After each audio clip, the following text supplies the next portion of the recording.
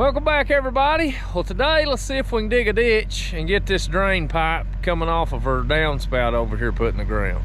I already got this side put in. My little boy actually dug that ditch for me and we got it put in on this one, but I've just been procrastinating putting this one in. So I'll get this scooted out of the way. We'll take our little 90 off the bottom. We'll dig us a trench down through here and try to get it put in the ground.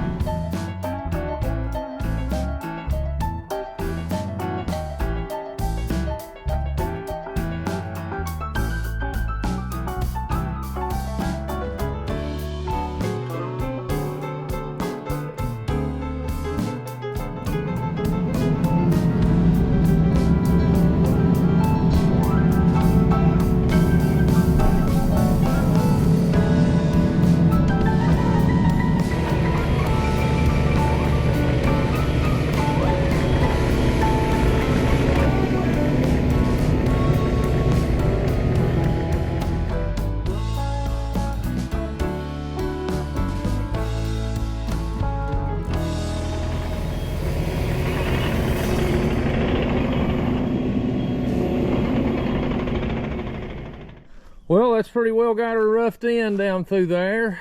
I've stuck me a cone over the end of the pipe that way I wouldn't run over it. But then you can see I've got my other one over there. But once I come in here and get all this graded out the way I want it, I've still got to come and backfill up to the bottom of my metal here and dress all this up out through there so I can get grass sowed on it, which that'll be for spring. But hopefully through the winter here, get enough dry weather, I'm gonna go ahead and start working on some of these little excavating projects and get them ready for when spring comes, and I can get some grass seed thrown on them. But once the grade's where it's going to be, I'll cut those pipe off flush with the ground, and then I'll stick this down in the top of it.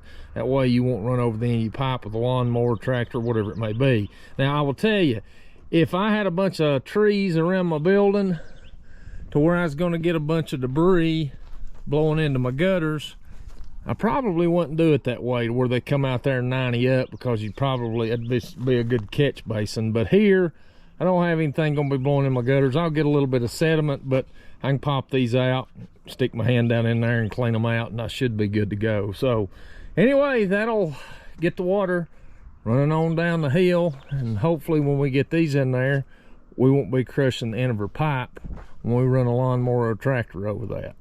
If anybody's wondering why I had a 6-inch piece of pipe and then coupled it to a 4-inch piece going down the hill, I had to roll that 4-inch here, and that 6-inch right now is about $230, $240, and that 4-inch is $100 and for an old garage, I figure 4 is good enough. Now, typically it's probably not good practice to put a joint in your pipe where you're running it down the hill, but where I put those two together, I made sure I had everything secured, and then I took that dirt and piled in there on it, so when I started filling in my ditch up here close to it, it wouldn't, you know, pull that pipe out of my joint. So I think we're in pretty good shape. I say let it rain, and we're gonna send the water down the hill. Well, I think that's about gonna wrap it up for me today, but if you watched, I appreciate it. Hey, we'll see you later.